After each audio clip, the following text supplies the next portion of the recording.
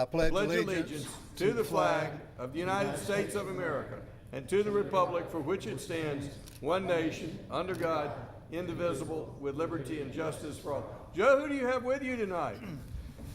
This is my grandson, Liam, and he's going to be riding in the parade with me this year. Well, William, what do you have to say tonight? Say hello. Yeah. Hello, hello, William. Let's have a hand for William. Good job, William. Tonight is our public comment tonight, so if you're here and would like to be heard, if you'll raise your hand, we'd like you to fill in the speaker card before you leave. Yes, sir, over here. I'll kind of work around the room. Yes, sir.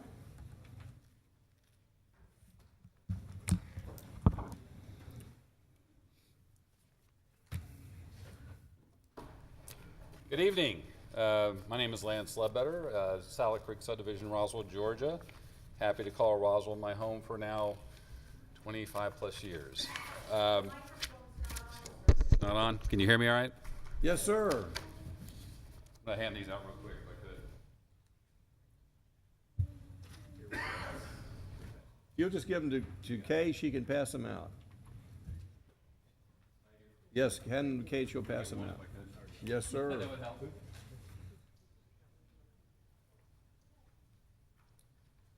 Okay, so my interest in sharing this petition that you have before you is Sally Creek Subdivision represents about 509 homes. With that, the unfortunate aspect of our subdivision, which we're very proud of, is split in half by State Route 140, which is Howes Road.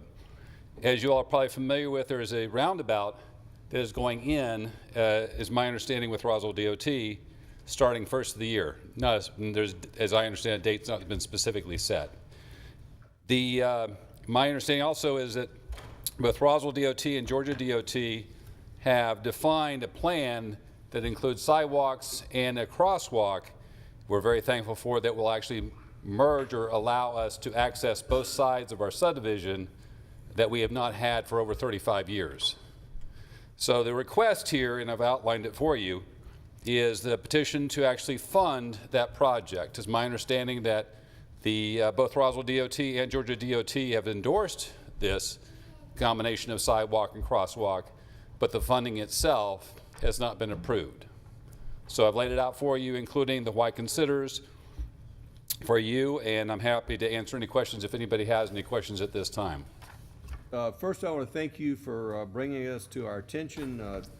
As a council, we'd like to put, I'm just not sitting in front of a microphone. Thank you for bringing this to our attention. This council is, would like to see sidewalks throughout the city of Roswell. It's a matter of priority, and you're coming and making this presentation tonight will help in helping us set our priorities straight. Does the council have any questions? Council, nope. I have, if I could, one question on my end. Yes, sir. How do I confirm in the process that this will be a part of a meeting that you all will discuss in the future? Part of your agenda at some point?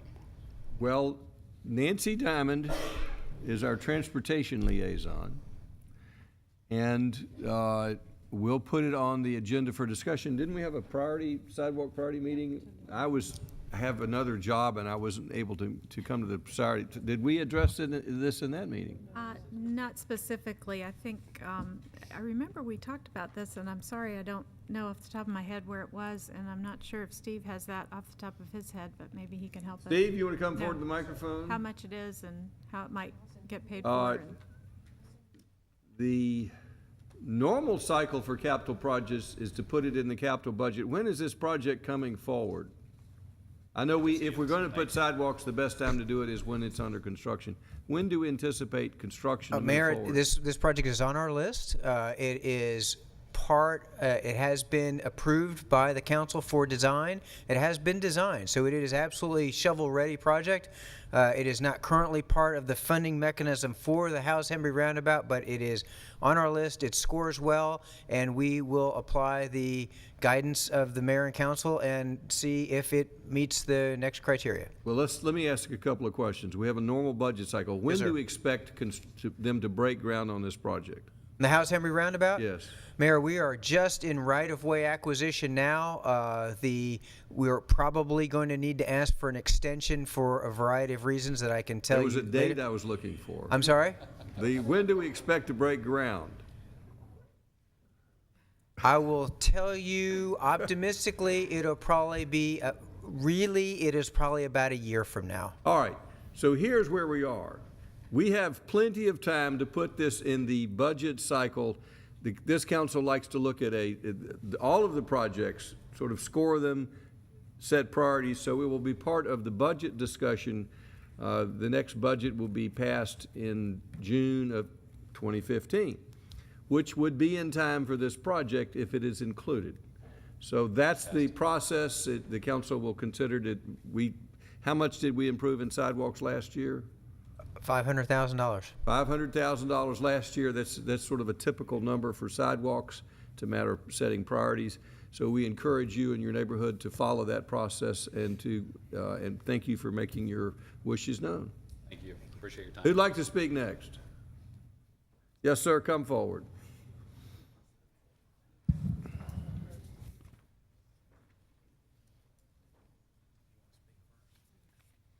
Yes, sir. My name is Scott Murray, and I'm here with my lady friend, Rita Wilpers. She's a Roswell resident, and we've got a steel building under construction in our neighborhood, and she's going to bring you a plat of the property. Here you go.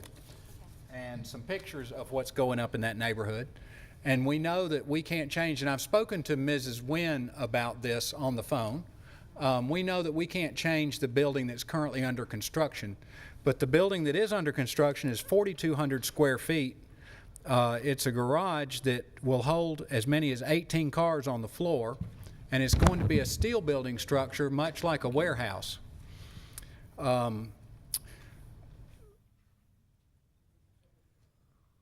And I know that our comments are made regarding the residential areas of the city, in particular RS-18.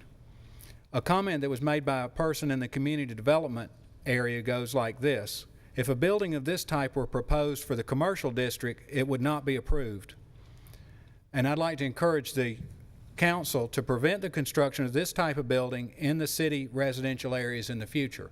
It's just not appropriate to have a steel building in the residential neighborhood. Just to complete the record, could you give us your address? Yes. 185 Wave Tree Drive, 185 Wade Tree Drive. just off of Woodstock Road, right by Roswell North Elementary School. And the address where this property was built? Yes, sir. That is 10655 Woodstock Road.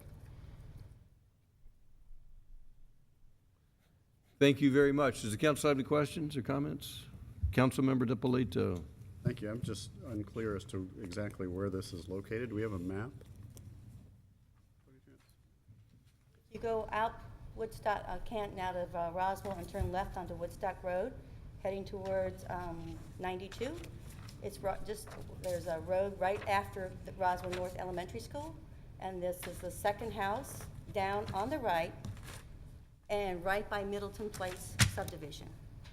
It's probably less than a mile from downtown Roswell. My property backs up to the Roswell Park, and I look out onto this property. My front of my house is going to be, Get in front of the microphone and describe the pictures. okay. So this is a metal, This is Middleton Place, is this which gonna is be a right off of metal- what's that? I see the frame is metal, but do you know what the exterior of the building It's going to be all metal. It's going to And- be a green, we're told it's going to be a painted green metal siding material.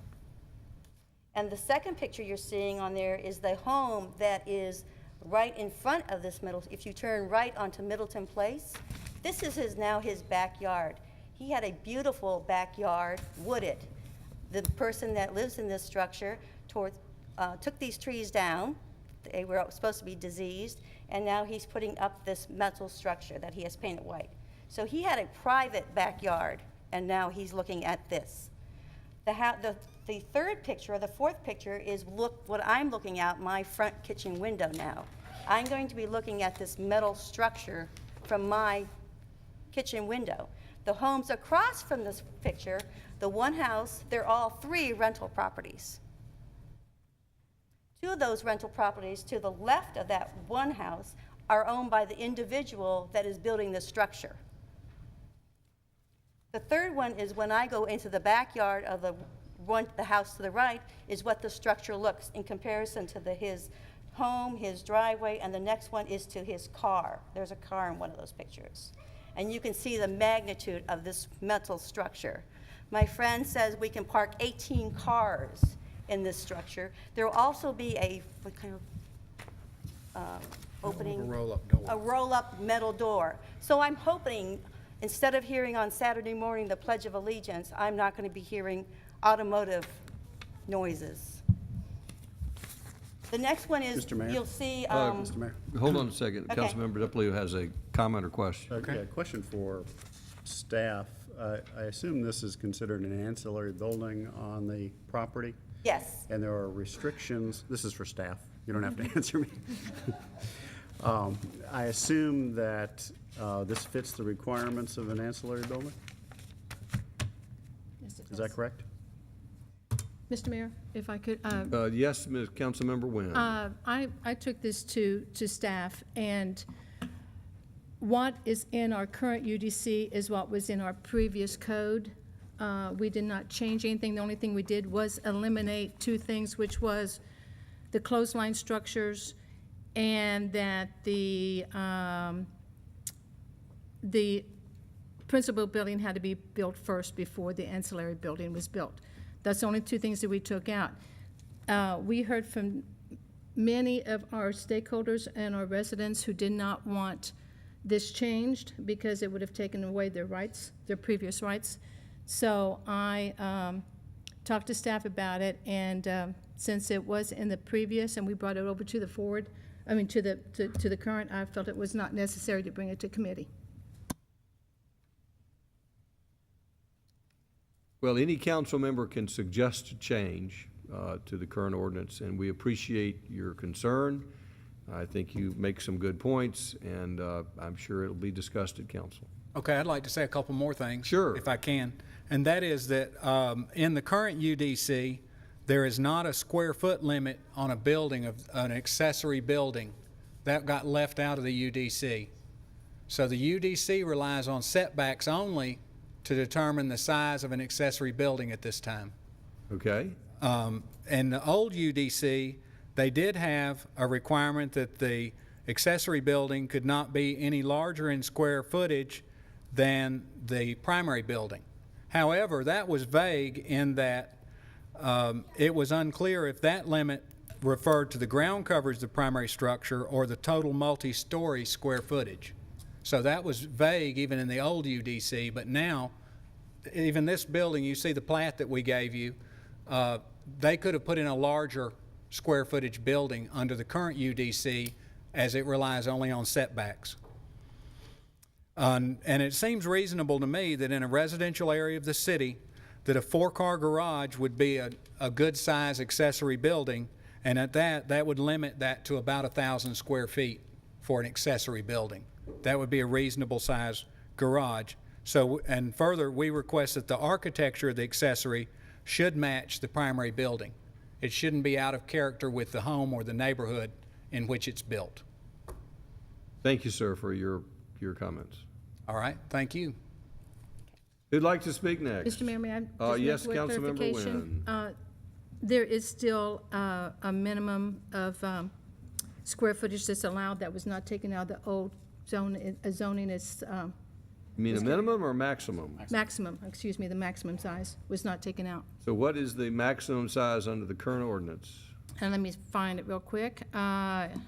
In no case shall an accessory building or structure exceed the square footage of the principal building or structure to which it is accessory.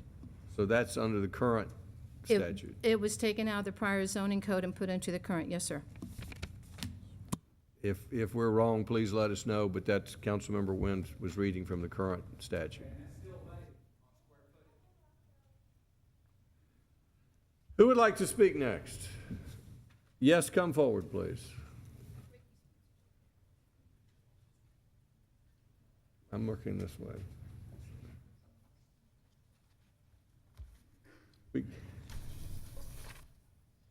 Mayor, council.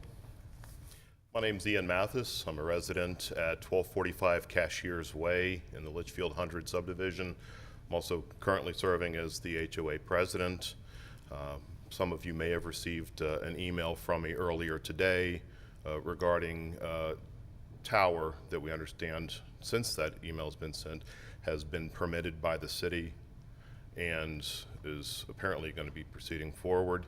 I have with me today a number of residents of both Litchfield 100 and Overlook neighborhoods. Our first notice of this tower was an anonymously presented flyer that showed up on our mailboxes on Saturday. Myself and Kevin Amison, who's also here with me today, both live in the properties immediately adjacent to the location where this is going. This is a tower that was approximately or under 200 feet. Understanding is that a new tower or possibly an additional tower is going up at over 400 feet. This tower also appears to be within 400 feet or the height of the tower of the nearest residential property line. My understanding is that this permit may not have been properly issued. I understand that from a telephone call from Ms. Love today that this may be in the hands of the North Fulton Regional Radio Authority, if I have that name right. I apologize for not having as much information as I'd like at this point. We've only found out about this Saturday. We have substantial concerns about the notice provided for this and for the permissibility of it within under Article 21.2 for the standards of wireless communication facilities, that the permit was improperly issued. We have concerns about the impact on our property values with an immediate site of this current tower, or the current tower with minimal impact, or of the proposed tower with significant impact. We have homes that are going to have an approximate value of $45 million. Rounded up to 50, we add in a number of properties from Overlook. There have been a number of studies that have shown that anywhere from 10 to 20% of the property value can be decreased by a significant presence of a cell tower. Even if this is done at 5%, that's still a significant impact on the tax base for the city. We'd like to have that permit reviewed and reconsidered. We're afraid that we may have only recourse to seek an injunction. We are currently consulting with counsel, but my thought is, first opportunity we have to talk to the mayor and to the council about this, we'd like to come to speak with you. I also understand. I would be glad to speak with you, but perhaps K-Love can at least cover the facts and give the council some, where are we in this process? This did not come to council for permitting, as I understand it. Correct. It went through the city's permitting process, so those types of permits would not come to council. The North Fulton Regional Radio System Authority has leased property from a private property owner on Lackey Road to construct a 400-foot public safety radio tower. The land disturbance permit has been issued through the normal processes for the site work to begin. Construction has not begun, but some tree removal and site preparation has begun, to be followed by construction. Did the permitting process require notice? No, sir. So as far as you believe, all of the proper procedures were followed? For the city's permitting process, yes. All right, now, so the city is not directly involved. The city is a member of the North Fulton Radio Authority. Correct. And this was on private property. You're welcome. I welcome the opportunity to talk to you. If we haven't followed our procedures, we'll certainly take a look at it. I'm not sure what discretion this council has. Earlier in our conversation, Ms. Love had mentioned that there was possibly a public safety exemption for some of the spacing and setback issues. As we've recently just said a few times, this is on private property. And in section 21.2.3 on applicability, All new towers and antennas shall be subject to the regulations contained within this article except as provided in subsection A through C, A being public property. This is not public property. Nothing in this article shall be read to prohibit a government-owned tower from being located at a specific site when the tower is required to protect the public welfare and safety. I applaud that, but this is private property. Right. There were several other locations that were available on public property that were not chosen. If there is permitting, we want to have that reviewed. Well, there are two questions here, and I'm not in a position to make a call on whether regulations were followed or not, and I appreciate your view of it, but it's more complicated than this council would need to refer to our council and a review of the process. So here's where we are. I understand your opposition. I think the next step perhaps would be to bring your concern to me. I would take a further review of it with staff, decide whether it's within the discretion of council to review this and report back to you. But I do appreciate your bringing it to our attention. I'll be glad to meet with you. I'll be glad to review the process. But I'm not in a position to respond from here to tell you what position, whether the city's done everything or not. I understand your position, and I understand Kay may have a different position, but I need to have an independent review. Mayor Wood, I completely understand. As you're just coming in front of some of these facts, we just came across many of them Saturday. Because time is of the essence, and as you mentioned, groundbreaking, if there's any way that the city council can request a delay in the commencement of those actions, I understand that Ms. Love sits on the same regional board that we're talking about. I would like to see if we could have a recommendation from the council to at least hold until we review whether or not this permitting was proper. Kay, when do we think that we'll actually begin construction? I think Captain Sweeney could probably answer that better than I, because they're preparing the sites. I would think we're probably a month out at least. I think there's opportunity for you to sit down with my office or in your council to discuss whether the process has been followed.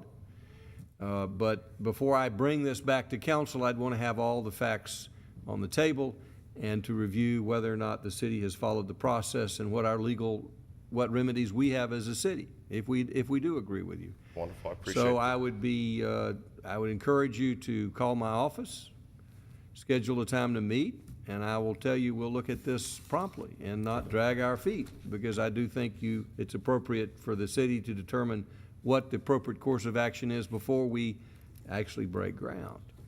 So that if a mistake has been made, it can be corrected.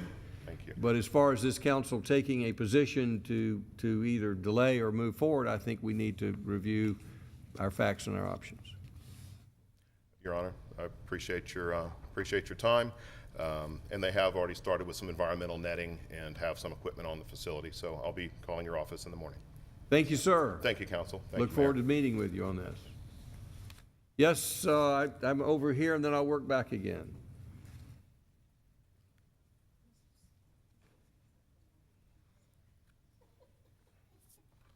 Good afternoon, Mayor and Council. Ricky Spencer, Upper Hembry Road, Roswell, Georgia. It's been 10 years since I spoke to y'all as a citizen, and I thought I would get my first opportunity to come speak to you tonight. I was hoping it'd be much longer. Mayor, this will be very painless, assured. I want to come tonight as an advocate for the employees of the city of Roswell, and especially the part-time firefighters. Over the past 6 months, I've been watching job vacancy applications come over the intranet and collecting those, because I feel like the firefighters are not getting paid the type of money they need to be paid for the job that they do and risking their lives and saving the property and the lives of the citizens of Roswell. So what I've done is I've worked on this for quite a while, since I retired.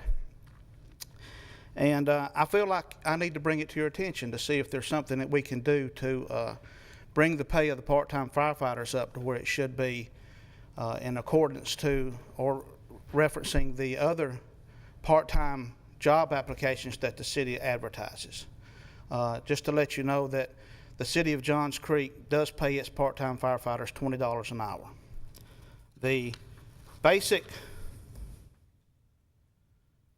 pay for a part-time firefighter up until July the 1st was $14.37 an hour.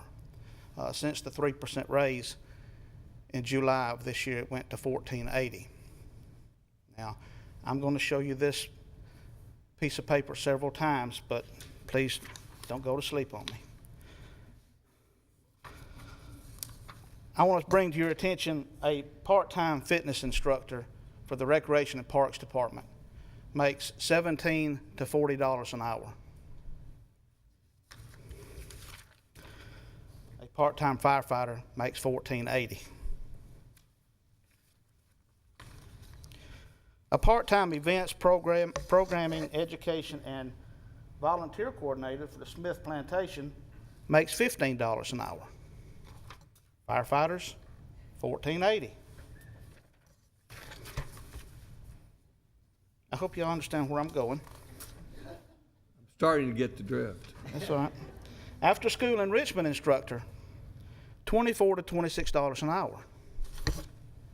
Part-time firefighter, $14.80.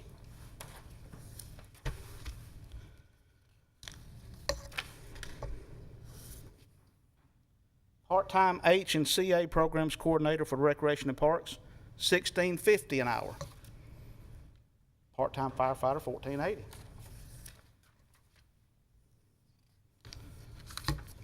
This is one from August of 2013 where a part-time dance instructor makes $17 to $25 an hour. Now, in April of 2014, they got a $1 an hour raise. Went from $18 to $35 an hour. Actually, on the upper end, went up $10 an hour. Part-time firefighter, $14.80.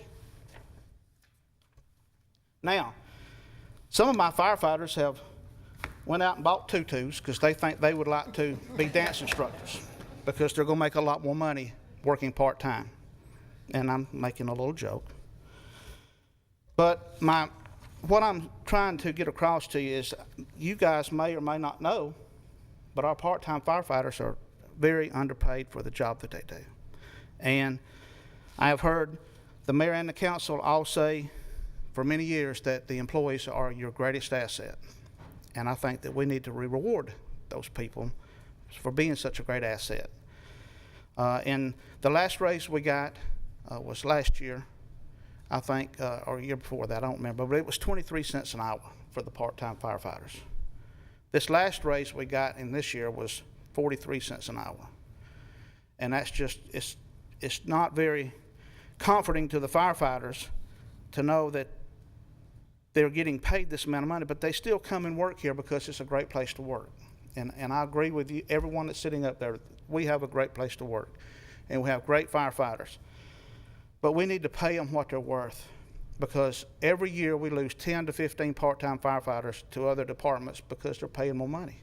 And I don't think we should be losing any, because when we advertise for part-time firefighters, we just get a couple of hundred applications for part-time work to come work here in Roswell. I know one of the reasons they come here was because I was the chief at that time, and they like to come work for me. And I'm sure they are going to enjoy working for Chief Burnett. But we need to compensate these people, and I would strongly ask that you guys look at this mid-year or maybe next year's budget. I know you can't do nothing now. I finally figured out how that worked after 10 years. You just can't reach in and pull money out. But to seriously look at reorganizing the pay schedule for part-time employees, especially the part-time firefighters. Because as you can see, there's a lot of people that work part-time for this city that do jobs, and I'm not saying the jobs they do are not as important as what the firefighters do, but the jobs that they do, the way I look at it, is not near as important as the people that run into a burning building to save lives and property, get up all hours of the night while we sleep in our bed and take care of car wrecks, heart attacks, and everything else, and we only pay them $14.80 an hour. So I appreciate seeing all of y'all again. I appreciate you listening to what I had to say, and I just hope that you will look at this next year and see if there's something that we can do to keep firefighters here on a part-time basis and save that $6 to $8 million a year it would cost to go full-time with a full-time department. And let's get a little money out of the pocket and put it in their pocket, and let's keep them here. Thank you very much. Thank you. Kay, how, now, typically in setting salaries, we rely upon a study and look across the board at all employees. When was the last time we did that? It's been several years ago. We're actually have embarked upon a public safety pay study that's in the works now. It should be ready around November, mid-November. So part-time salaries for firefighters is included in there. So what salaries are we reviewing in this study? All public safety. So that would be fire and police? Correct. And when would you, staff, be bringing forward a recommendation based upon that study? We will be bringing forward the results of the study. Will be in a work session after it's completed. So if it's completed in mid-November, then we would be to the mayor and council by the end of November, depending on how the date that we receive the report falls. Well, when would we anticipate a budget amendment based upon that study? As soon as the mayor and council would like to make said budget amendment. So what you're telling me is we're on it. Yes, sir. And again, this is looking at public safety, so thank you for doing that, and Chief, thank you for advocating. Former Chief, there he is. And we appreciate the fire department and the police department and all of our public safety officials, and we'll be taking a hard look at this study. Yes, come forward, please.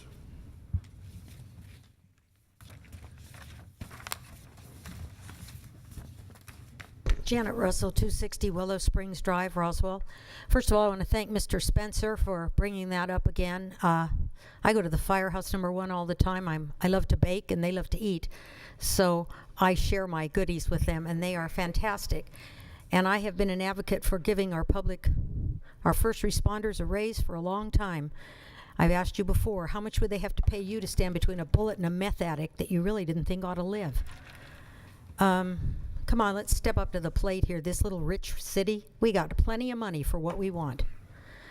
I'm really here just to talk about a comment that Miss Love made about 3 weeks ago, maybe. I'm here because I mentioned that you had started cutting down the trees here on the City Hall property, and I didn't know if you thought that the rest of the public in Roswell was stupid or what, but as we stop and wait at the light, we notice we can see the butt-ugly end of this building better and better. And Ms. Love said that after working with Rec and Parks and Transportation and listening to input from the citizens, that they had decided that people did not like using this property because it was too dark and the trees made it dark. Therefore, they had to cut the trees down. With all respect to Ms. Love's education, I think she missed that day in science class. Trees don't make dark. Night makes dark. Day makes light. Trees make shade. They make clean air. They muffle noise. They give us a sense of calm. They are natural traffic calming devices, and they give us a place for birds to live. She said they needed to open it up to allow the lights that are on the property here. I think there might be 10 on this property, so just for fun, I went down Canton Street, which is a challenge these days. And did you know there are 98 street lamps on a half a mile of road on Canton Street? So that tells me that if you can put 98 street lamps on Canton Street, you can put half as many on this property, and you don't need to cut down any trees to make light, because night makes dark. Trees don't make dark. We need to make that real clear. Everybody knows a general characteristic of night is dark. If you go around the bend onto where Pastis is, add 6 more lamps, so 104 on a half a mile of road. I think this is your vague, veiled attempt at eventually clear-cutting this property because you want to move our Faces of War Memorial. I was at an event today downtown for Global Security, and I sat with veterans, and when I mentioned to them that you wanted to move this memorial, they too were appalled and astonished that you would devalue the contributions and the deaths of 58,000, now 280 men and women who died in Vietnam, because 8 more MIAs were identified last week. So I'm going to remind you, you know, I told someone, I guess I'm still here because I'm the planter's wart in your foot. You just can't get rid of me, and I'm a real pain. But I only speak the truth. So I remind you, we're not going away. You're not going to move that memorial. It was dedicated in perpetuity no matter what you say. And a promise is a promise is a promise. And if you break your promises to veterans, I will make sure that people understand they should never bring their businesses to Roswell, because you can't be trusted with promises. Who'd like to speak next? Yes, come forward, please.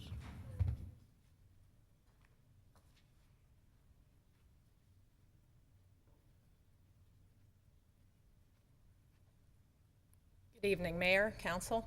My name is Julie Kruzek. I'm also a member of, I live at Overlook at Litchfield, and probably more than any of the other homes there, I live up at 1,100 feet, and then there's a valley, and then the cell tower's over here, so I can probably see from the end of my driveway the full height of the tower more than anyone else, and just wanted to reiterate that we're pretty upset that we weren't consulted at all, because that's going to be a big hit on our entire street in Overlook. But beyond that, I'm going to keep it short and simple. I'm actually here tonight on behalf of special needs moms, special needs dads, special needs kids, special needs families.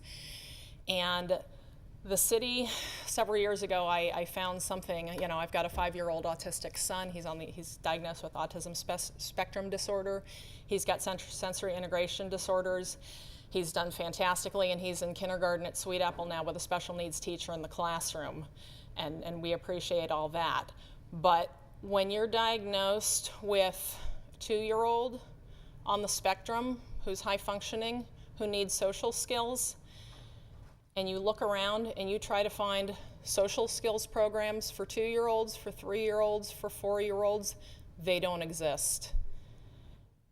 And I would love to see more money committed to special needs programming. Mary Rummel, Morgan Rogers have been doing a fantastic job with Roswell Rec for the young adults adaptive programs, 18 and up, and Mary was here earlier, I'm not sure where she went. Have been working with her. At one point, Roswell, I saw published in some old publication that I got when I moved here 6 years ago, saying that Roswell wanted to be, their goal was to be the most inclusive city. And I read this with my 2.5-year-old son, unable to find a social skills group accessible at all because they simply don't exist. They're far away. They're, you know, in Woodstock. They're in Cumming. They're in Forsyth. They're not close. They're $160 an hour. They're not covered by insurance. And I'd love to see more available through the rec. Again, we have been working with Parks and Rec, with Roswell Rec. There was a special needs camp this summer, which was fantastic. Mary juggles the young adults. Mary's trying to juggle the adaptive programs for the younger set. There's been adaptive basketball. There's been adaptive baseball. It's fantastic. It's a great start, but we need more resources because there are a lot of special needs kids out there whose needs are not being met. 1 in 50 kids are diagnosed with autism, and that number is only going to continue to grow. And it's not just autism. You know, Alpharetta has their Miracle League field. We'd love to see something like that here. We'd love to see somebody working for Roswell Rec who, you know, even if it's part-time, is dedicated to that's their only job. Love Mary, love working with her. Morgan's doing a great job, but they're 2 people, and we just need a lot more resources committed to it. Thank you, and thank you for supporting Roswell Rec. Thank you. And diversity. Who'd like to speak next? Yes, come forward.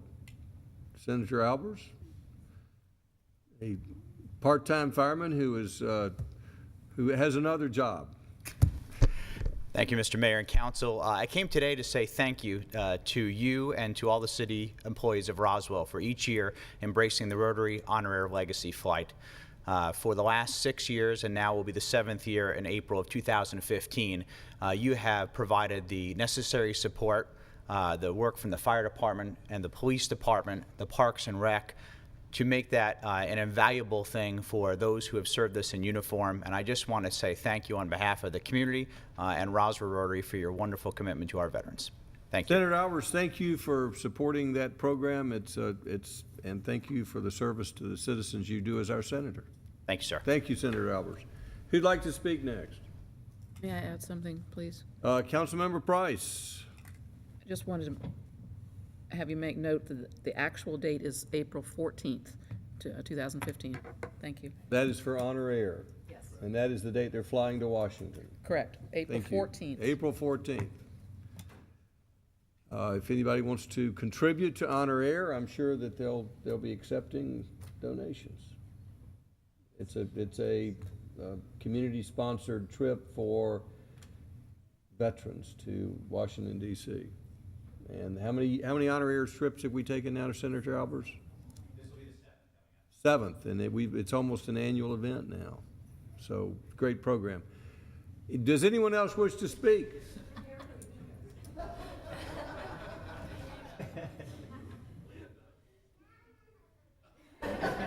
We have a special call meeting. Following this, we're going to be recognizing our youth officers. So does anyone else wish to speak before we go to our special call meeting? I would like to then adjourn our open mic session, our public meeting, and we'll go to our special call meeting. And let's see what's on the agenda. I'd like to bring forward our special, how do we start this process? Who is introducing our student government? Morgan Rogers. Morgan Rogers, come forward. The program is yours.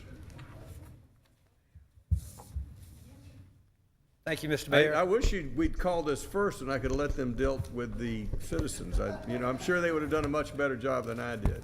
No, I think they found it very interesting, so I'm sure they'll have a lot to talk about when they get back to school tomorrow. I'm here tonight to, well, again, thank you, Mr. Mayor. I'm Morgan Rogers with the Roswell Recreation, Parks, Historical, and Cultural Affairs Department. I'm here tonight to remind you that our 64th annual Francis McGahee Youth Day Parade is coming up on Saturday, October the 11th. And all of y'all are invited to come and watch the parade because we know that this is a tradition in Roswell, our longest tradition of 64 years, where kids parade down the road and wave to the parents. Adults are not allowed in the parade unless they're accompanied by children. So knowing that y'all want to be in the parade real bad and not just watch it, we took the liberty of having some youth officials come tonight that will represent you at the Youth Day Parade and then, of course, invite you to come to the parade as well. But in order to really make them youth officials, we want to bring them up to the diocese and let them sit there, and they actually will read the proclamation and have some information. So I'm going to call the youth officials forward, and then they will take your places, and then we will go from there. We're going to start with our youth mayor, who is from Roswell High School, Joy Tomasi. Representing Kent Eigelhart, we have from Fellowship, Declan Reed. Oh, come on up. Go on up. Come on. They'll get up. They will get up when you get up there. Okay. Representing Nancy Diamond from Fellowship, we have Susanna Martinez. Representing Jerry Orleans from Blessed Trinity, we have Zachary Lydia. Representing Becky Wynn from Blessed Trinity, we have Everett Finn. Representing Betty Price from Centennial High School, we have Ellie Cash. Representing Rich DiPolito from Centennial High School, we have John Douglas. Representing our police chief, Rusty Grant, from Blessed Trinity, we have Jada Hastings. And Chief, if you'll form a line up there, and your youth official, Jada, will come stand with you. Representing Deborah Ewing with the Roswell Recreation Commission, from Roswell High School, we have Sam Jessen. And we have Jay Small standing in for Deborah Ewing tonight. Representing Fire Chief Ricky Burdett from Centennial High School, we have Sohail Shamsunder. Representing Senator John Albers tonight from the Cottage School, we have Alex Lee. And representing State Representative Harry Geisinger, who could not be with us tonight, from Cottage School, we have Zach Kitzer, I'm sorry. Is that everybody? Nope. Who am I missing? Oh, and representing K Love, oh my, representing K Love, we have from Roswell High School, Maria Robinson.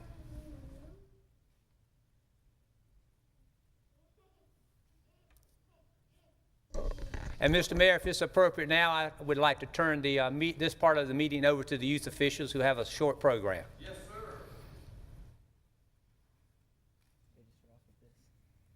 sir. It's your program. Don't ask me what's on the agenda. All right, we're gonna talk about the Roswell 64th Annual Youth Day celebration. Whereas the youth of Roswell represent the future of our great city, and whereas the youth of Roswell are an important part of the community, and whereas the city of Roswell for the past 64 years has celebrated its youth with a citywide parade and festival, and whereas the theme for the 64th Annual Youth Day celebration is Play It Forward. Now, therefore, I, Joey Tomasi, Youth Mayor of the City of Roswell, do hereby proclaim Saturday, October 11th, 2014, as Youth Day in the City of Roswell, and I call upon all our citizens, young and old, to help us celebrate and promote this most honored day in our community. Great job.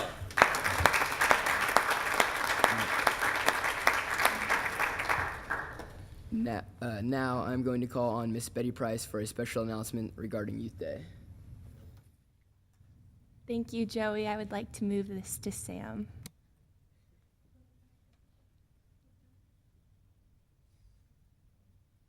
Oh, there he is. All right. This year's Grand Marshal has 43 years of full-time professional recreation experience, with 36 of those years with the Roswell Recreation, Parks, and Historic and Cultural Affairs Department. For the past 22 years, he has served as the director of the department. A few of the department's accomplishments under his leadership are over 600 acres of parkland were acquired, oversaw the development of 30 miles of trails in Roswell, and gained control of 7 miles of riverfront property for the Roswell Riverwalk, and has been a national gold medal finalist for excellence in recreation and parks for the past 4 years in a row. This year, we have appointed Joe Glover as the Grand Marshal of the 64th Youth Day Parade.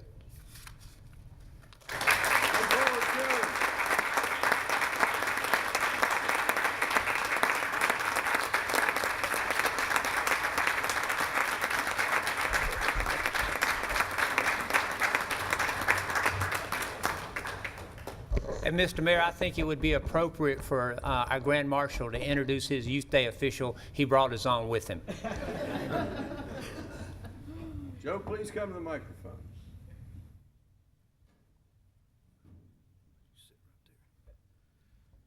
Thank you, Morgan. I have with me tonight my grandson, Liam, who's going to be representing the Grand Marshal as a youth representative. And also, we brought his mother, Annie, his father, Kevin, and his grandmother, Mary. Welcome here.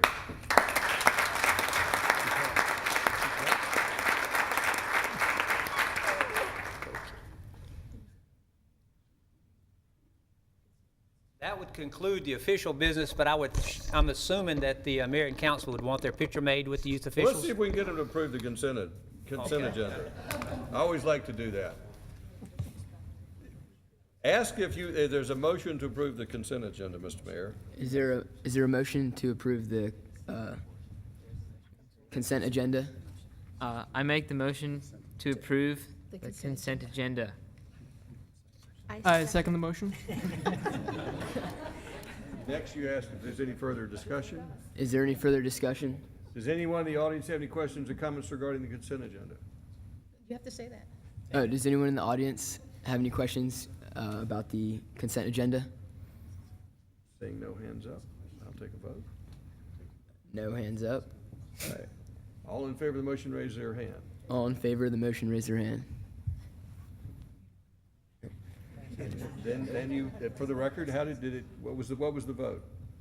That we were passed unanimously. There we go. Good job, Michelle. First vote was unanimous. Good job. All right, time for photos. That's what we did.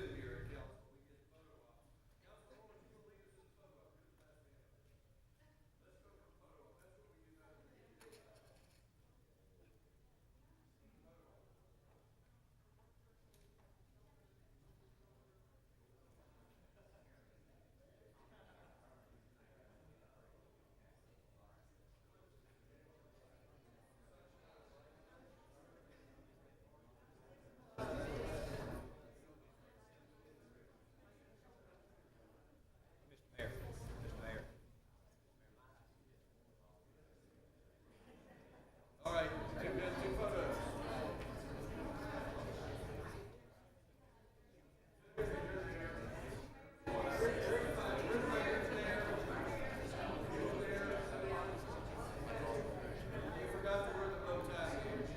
I think we can redo that one.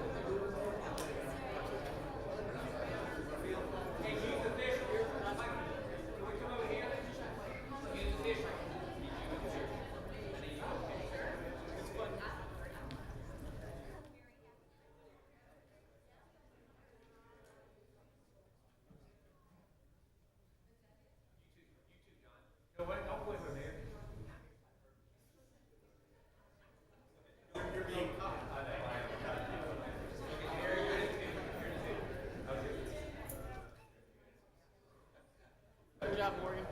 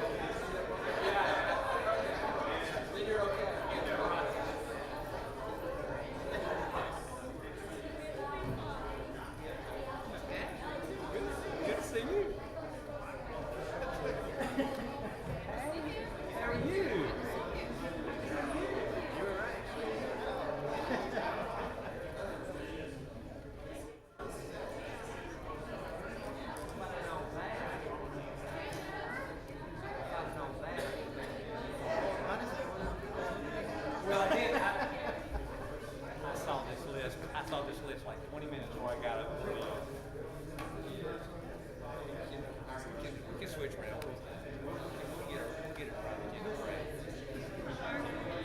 Absolutely.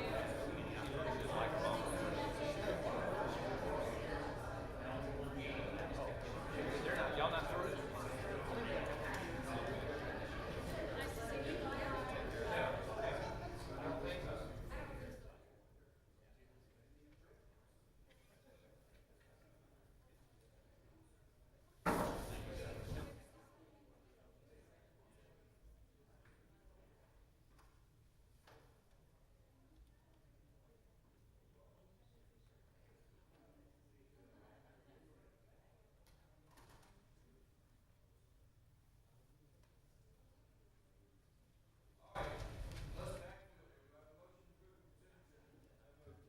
Motion by Councilman Orwell, is there a second? Second. Second by Councilmember Wynn, all in favor. Anyone have any questions No, that was regarding the not- that was consent not agenda, official. which is the approval of the minutes?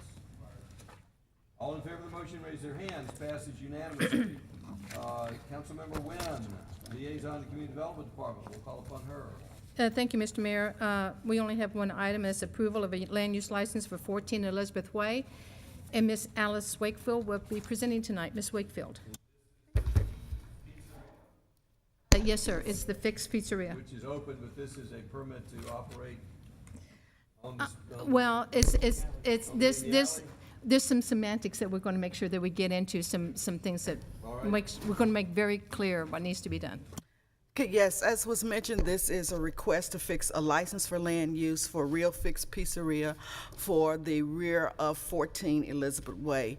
You may recall that this matter was before you a couple of months ago, and it was deferred pending the approval of the East-West Master Plan. Given that the East-West Master Plan has been delayed, we're here before you asking you for your consideration of this request. We have several conditions of this request. If I can get this, I'm going to briefly go through them. The first condition is that all of the improvements should be in accordance with the drawing that's attached, known as Exhibit A. That the adjoining patio, 16 Elizabeth Way, cannot be used. It is not part of this request.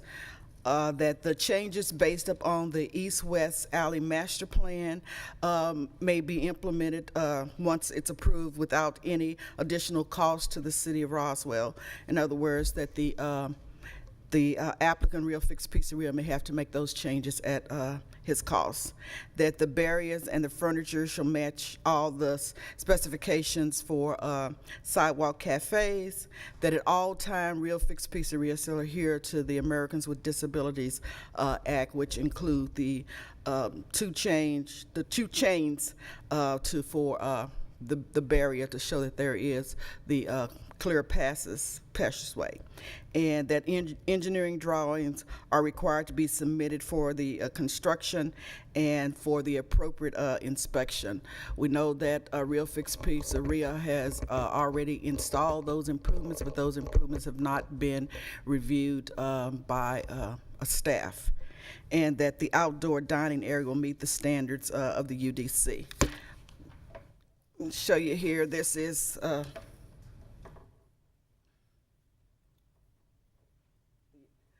this shows the depiction of where the applicant is asking to place the seating on the patio. And I know that the applicant is very anxious to get this moved forward. Tomorrow is Tuesday. That's when we have our pre-applications meeting and our DRPT meetings. And if the applicant would like, we can squeeze them in for an appointment to discuss this proposal with staff to make sure that what's out there adheres to the city regulations, and if not, what necessary changes need to be made.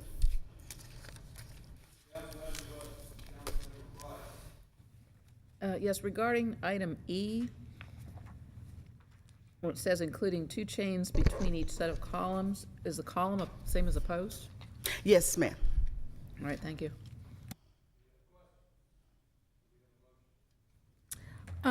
Yes, sir, I do have a motion to approve this temporary land use with the conditions A through H that was presented by Ms. Alice Wakefield, and to stress, more than I can stress,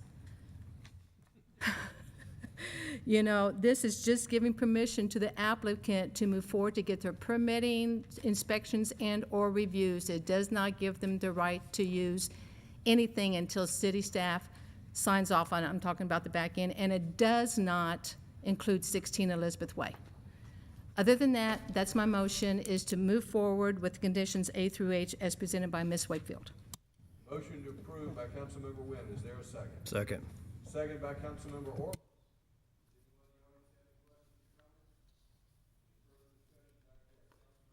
Yeah, one more question regarding item E. Outside those posts, and maybe we could change the wording to say post, I don't know if that's critical or not, but is there a drop-off between the patio and the ground level on the outside of those posts? There is a slight drop-off, but if memory serves me right, there is a, I'll show it to you right here. There is a slope where anyone within a wheelchair can easily access, and right here.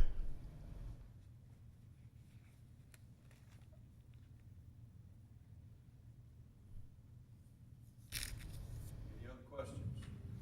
Okay, so that's, wait, I'm a little bit confused. This, I guess this has happened in the last few days, because this is not what it looked like last time I looked at it. So the posts are at the edge of the property? The posts are at the edge. This one is a little bit different because this isn't a sidewalk, so that's the reason that we're calling a license for land use. But the patio has to be accessible for individual with disabilities. Okay, so the picture really is not exactly what it's gonna look like. It will be very close. We can. Mayor, can you turn on your mic? The question was, does this photograph accurately depict what it's going to look like in use, other than it's going to have some chains and the scooter's going to be moved? Correct. It'll just have the 2 chains, as y'all requested, similar to the Zest pad. Oh, wait, no. I mean, in the future, I thought that's what y'all. Yes, similar to the Zest. Wait, she's saying no. I didn't mean photograph, I meant the The photograph is accurate, diagram. currently accurate. What is your question, Councilmember Price? The diagram doesn't look like the photograph, because the posts are at the very edge. So I guess how does a wheelchair get between tables? Oh, because it'll be a direct path out from the door to that, for the wheelchair ramp. Will be a directly open path, and the tables will be on either side of that path.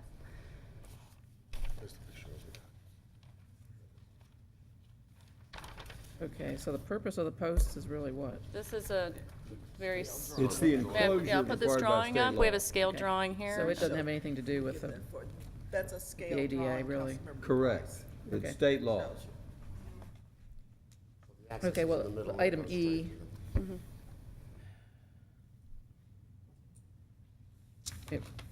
So the chains aren't for to comply with ADA, the chains are to comply with the liquor license, is that? Councilmember Wynn.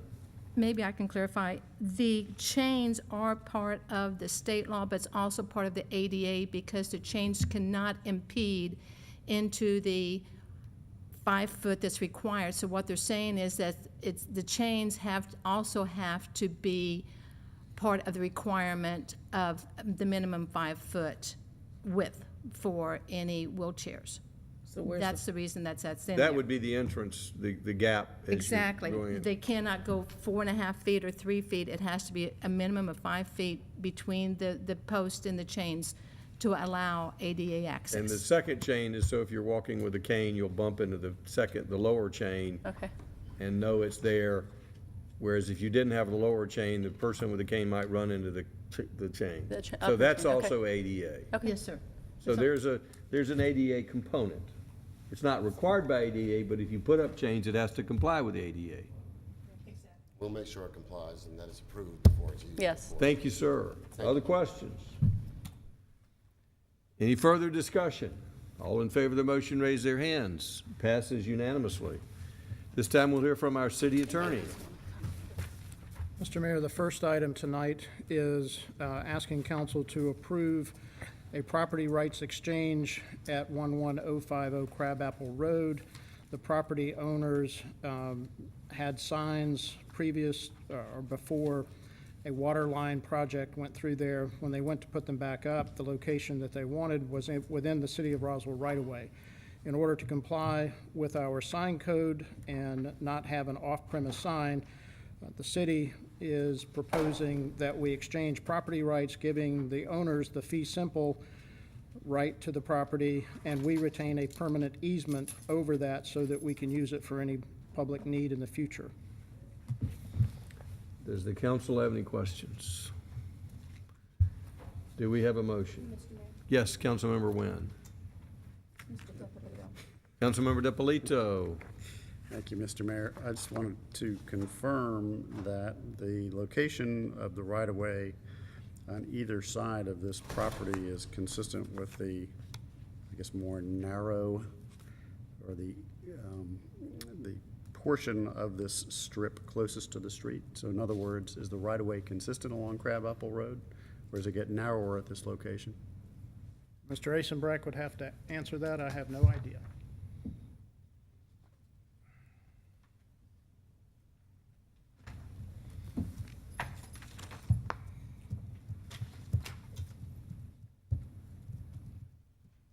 It's funny. It's not uniform. It's kind of a bulge right there, and I'm not sure why. I mean, that's... So by allowing the property owner to use this, would the right-of-way then be consistent? So it's just, we have extra wide right-of-way at this we have location? extra wide right-of-way right there, right. At this one location? Right. And that, my concern was I didn't want to be giving away right-of-way that we may need in the future, but if this inner line is consistent with our existing right-of-way line on either side, then Yes, that is true. It is consistent for right there, but I mean, I don't know why. We are retaining the legal right to use that property at Right. any time in the future for any need the city may have. That's what the permanent This was easement a is for. decent compromise, I think. so if we needed to We want to do an widen intersection improvement at some point in the that for some future. reason, yeah. A public purpose, yes, sir. It could be a trail, it could be an intersection improvement. We would retain those rights. That's the way legal structured this for us. Okay, thank you. Any other questions? Do we have a motion? Motion to approve the Motion to approve the land exchange. exchange. Is there, by Councilmember Nguyen, is there a second? Second by Councilmember Diamond. Does anyone in the audience have any questions or comments? Any further discussion by council? All in favor of the motion, raise their hands. Passes unanimously. The next item, Mayor, is approval of a resolution authorizing. Not this, we can't do this, you know. This is, can't we get one more delay? If you want. And there's nobody here but the press. Authorizing the mayor, city administrator to sign all necessary documents for an exchange of city property for property of equal or less value according to certified appraisals for Fire Station Number 4, to accept such appraisals and to abandon certain described property while maintaining a permanent right-of-way easement. Just so the press gets it, this opens the way to move the Fire Station Number 4 to a new location. Tear down the old fire station, something that we have been after for how many years now? Well, there were some people that tried for several years, but I've only been after it for about 8 Councilman months. Orland brought it home. We had several other council members tried and failed, but Councilman Orland's brought it home. Mr. Mayor, Move for I'd like to have a approval. motion for deferral on this item and take it back to next month. Move for approval. Do we have a, did we get a motion? I A just motion moved for for approval. No, we're not hearing it. We're not considering it. Out of order. I said I move for approval, Mr. Mayor. Councilmember DiPolito has a question. Thank you, Mr. Mayor. The last time we saw this contract, there was discussion about the easement, the access easement coming in off of Sloan Street, and I can't tell from the documentation we have if that was, how that was handled. It's preserved. What does that mean? It means it still exists and it will be available to the public. that they've agreed to the terms that the city has insisted upon all along. Well, I guess I'm still unclear. Their attorney had come back with changes to the document and had requested the document be revised. Did we revise it, or did we leave it? My understanding is that Mr. Davidson and Ms. Nasuti negotiated that, and that after consulting with Mr. Palladie, our outside attorney, that we reach mutually agreeable language which accomplishes the goals the city has.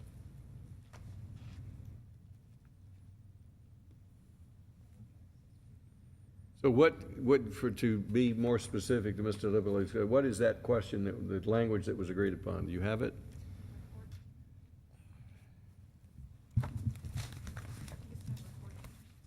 Number 14.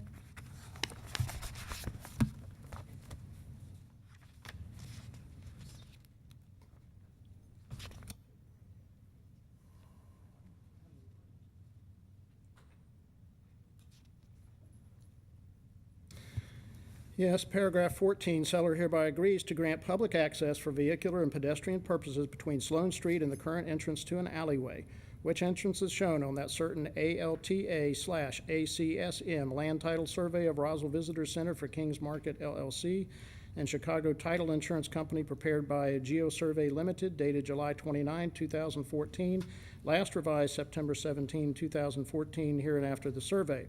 The location of said alleyway is or was formerly as follows. And there follows a detailed legal description of it, and said relocation must be approved by the governing body of the city of Roswell, which approval shall not be unreasonably withheld, conditioned, or denied. Does that public access include the right for utilities? I think that was one of the questions. Any purpose that the city needs it for, yes. That's pretty broad. Where does it say for any purpose the city needs it? Well, that language encompasses that, and the purchaser would be us. I don't see that. It says for vehicular and pedestrian purposes.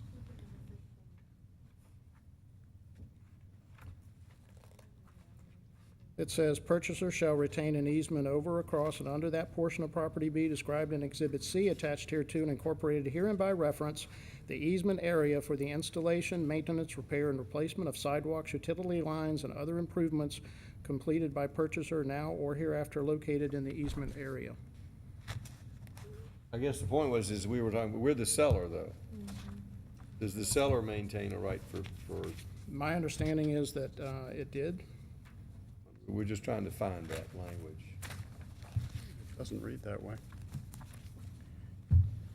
Well, you'll have to ask Mr. Davidson. I didn't draft it. I wasn't involved in that. I was But I guess, in the thing there. given the concern, perhaps we need to, I hate to defer this. Can we approve it subject to that language being put in that we have the right for not just public access, but for utilities and other purposes? Can we have a conditional approval to approve it subject to that change so we can get this passed? Sure, What language would you suggest the motion contain? what you just said. I would, That's too easy.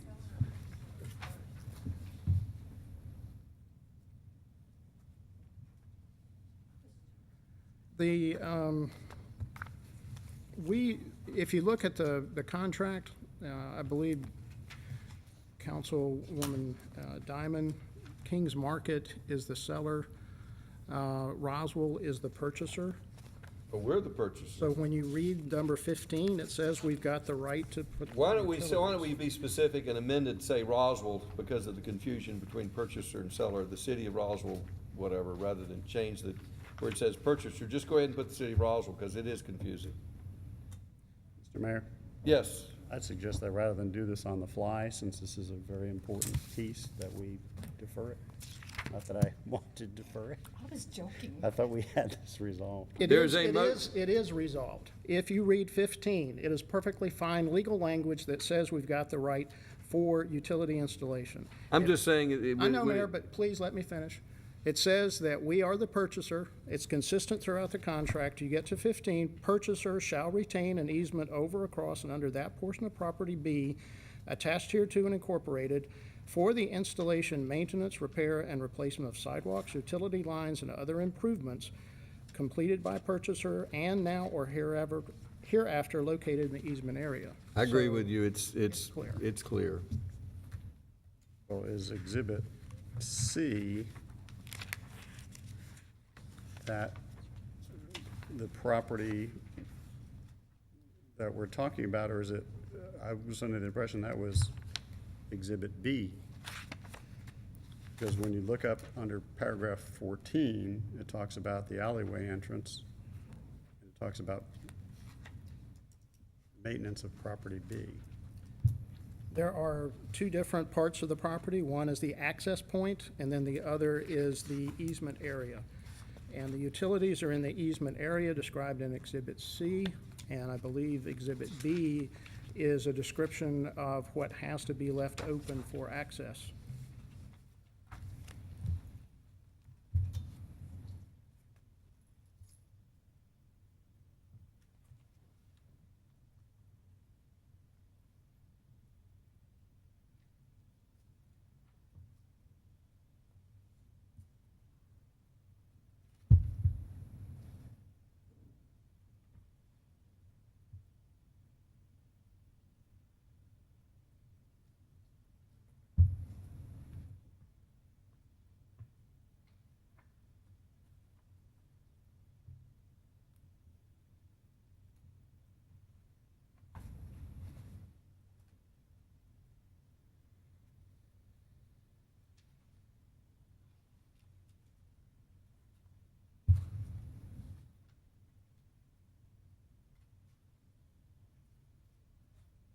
Do we have a drawing that describes what these various easement areas are? No, that's why we have the legal description that's more precise than a drawing. There have been exact measurements taken from the surveys and included in the legal description. But it's hard to understand what the parcels are by looking at a legal description. Can Can we you sketch take out a- a quick take a description legal of the description and parcels, just so describe we that can to get me? I can't. Is anybody in transportation? Trying to get a sketch so you could, on the ground, see with the relationship between these different parcels, because it is, following a legal description is impossible without a plat. I say it's not, for me, it's impossible. And I read these things on a regular basis. I have to get my map out. But the legal description's there, and the wording is there from our attorneys. I'm trying to understand what the issue is. Well, I think it was trying to get the sketch helps you understand the legal descriptions. It was trying to help illustrate it. And I've always been told the contract, you've got to have a legal description, not a sketch. That, The sketch wouldn't That's- work under the contract. Mr. DiPolito, what's your pleasure? It is unclear to me that we have resolved the last issue that we had, so I still have concerns over it. And I totally support the concept. I just want to make sure the legal document is correct. Can we approve it subject to a last shot review? Can we approve this with the condition that you sit down with legal tomorrow and confirm the locations? And if you have any reservations, we'll bring it back. I have reservations about that. We need to bring it back. Mr. Mayor, Councilmember Orleans. I want to make a motion for approval. I think we've had two staff attorneys that have looked at it and agree with it. You understand it. I'm not an attorney, so I'm not going to try to criticize it. I think our attorneys have done it. They've met with their attorney, ironed out the way we wanted it, so I'm moving for approval tonight. Well, my made a motion practice to approve. has always been, if there is a motion to defer, we vote on the motion to defer before we vote on the motion to approval. So the first question is, do I have a motion to defer? I move to defer. We have a motion to defer. Is there a second? Motion fails for lack of a second. So now we have a motion by Councilmember Orleans for approval. Is there a second? Second by Councilmember Eichelhardt. All in favor of that motion, please raise their hands. That's 5 in favor, all opposed. Councilmember Depolito. Councilmember Depolito, if you would please sit down with Mr. Halsey to review this at your earliest convenience. If you find there is an issue, I am certain we can pull it and straighten it out. And if nothing else, I won't sign the document until I get a confirmation. I'd be more than happy to do that. Like I said, I support the concept. I'm just trying to keep concerns over everybody legal happy. documents. Mr. Halsey, can you sit down with Mr. Depolito at his convenience? Certainly, I'll have Mr. Davidson, who negotiated it, do that. It was better than me, but I'll be happy to. Or somebody, and if they can get a plat to sort of show, to show these, then I think Mr. Depolito will be happy, and we'll all be happy. Thank you. And it's always second guessing, it's not second guessing, it's double checking is in a serious decision is always, I have never had any objection to double checking things. All right, recommendation for closure to discuss personnel litigation and real estate. As much as I hate to do it, I'd like to ask for a motion. Do I have a motion? Motion by Councilmember Diamond. Is there a second? Second by Councilmember Depolito. All in favor, raise their hands. Passes unanimously. We're going to go to closure now. Thank you for coming. We have a new fire station. All it took was a new chief. That's what the real turnover was. Just a new chief, new fire station, off to a new start.